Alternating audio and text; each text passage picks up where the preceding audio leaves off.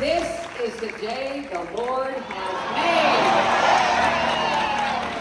And let us rejoice and be glad in it. Because we are gathered here today to celebrate the remarkable, tenacious, relentless advocate for justice and equality, one of the leaders of our country on its long march toward a more perfect union. And as we remember her, we need to remember how much she would want us to continue that fight.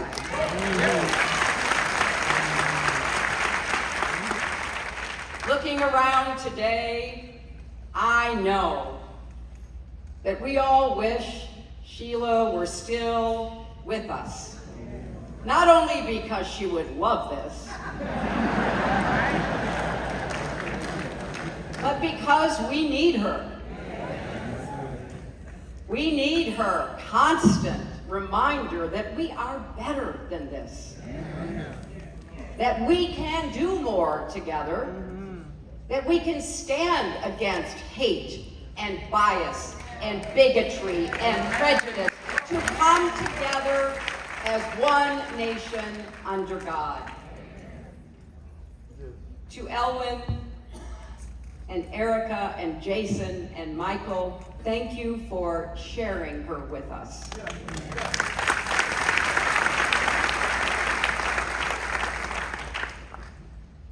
Bill and I met with the family beforehand and traded stories about our friendship and relationship going back so many years.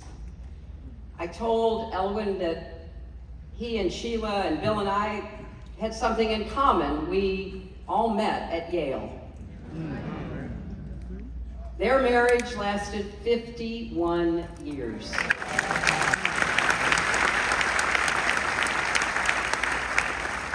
Believe it or not, ours will be 50 years old next year.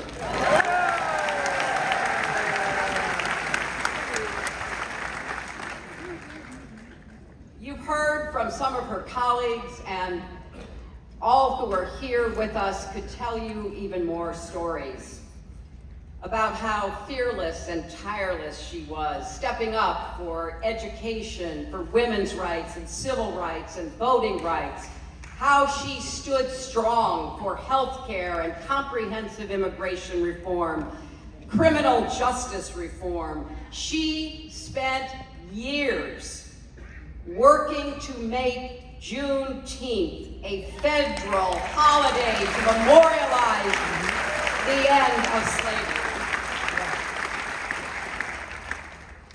I remember coming to Houston after Katrina with Bill and Sheila and a young senator who hitched a ride from Illinois, Barack Obama, because Sheila wanted to show us what the generosity of this great city was doing as it took in thousands and thousands of refugees from Louisiana after that horrific storm.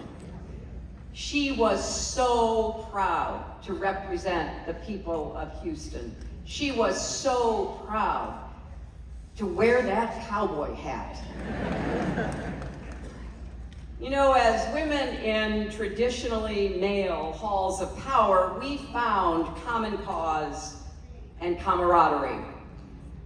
Here's one example that really sticks in my heart because it was something Sheila and I worked on for years together. When I was in the Senate and she was in the House, we got a call summoning both of us to come meet with Dr. Dorothy Height, Dr. C. Dolores Tucker, E. Faye Williams, and other iconic leaders from the National Congress of Black Women. They said it was time to have a statue of a black woman in the Capitol of the United States. And they knew who it should be: Sojourner Truth. Well, that sounded like an easy yes to Sheila and me.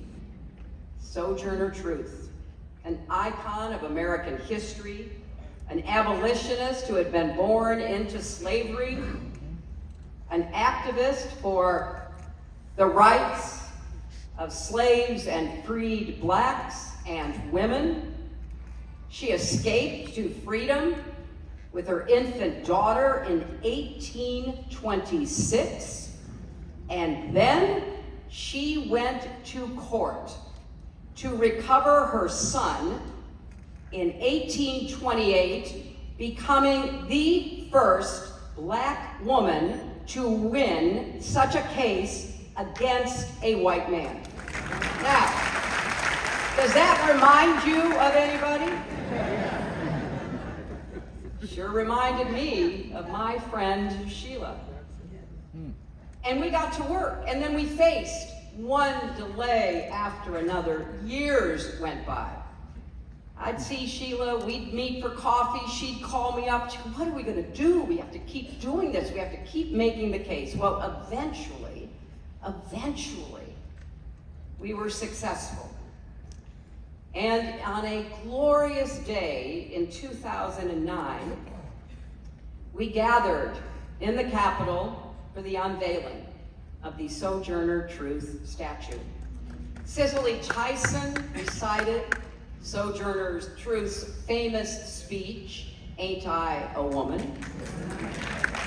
Because just as Sheila always did, Sojourner understood that prejudice, inequality anywhere affected all of us, that the causes of women's rights and civil rights were indivisible. She understood that truth and fought for that legacy. And all those years later, I was standing next to my friend who did exactly the same. We traveled together, we laughed together, we shared pictures of our grandchildren. I was deeply grateful when she served as co-chair of my first campaign for president.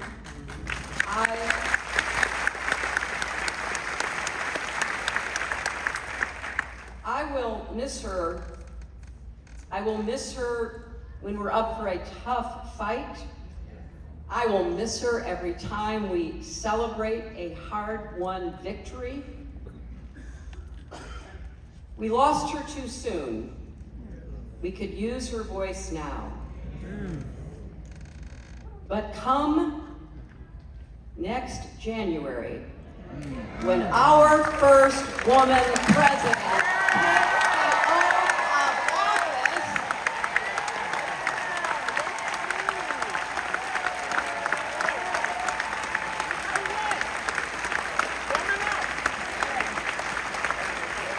I'll be thinking of Sheila, wondering what up in heaven she's wearing,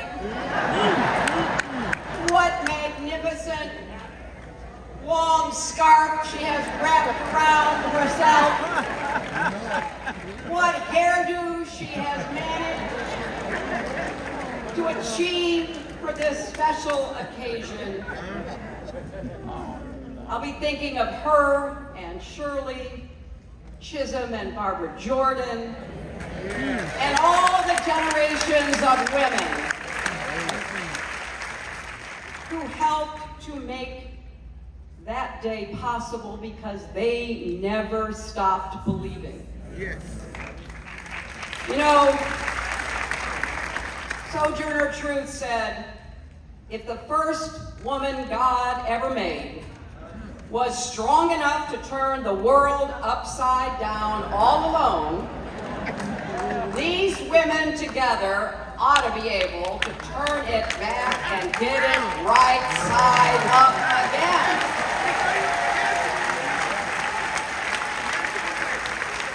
Sheila spent her good, full life turning the world right side up again for all of us. That's what we are called to do. And when we do, it will be in part because Sheila's legacy lives on in all the women who she supported, for whom she blazed a trail. Goodbye, my dear friend. We loved you. We will miss you. We promise we will carry your good work onward. Godspeed.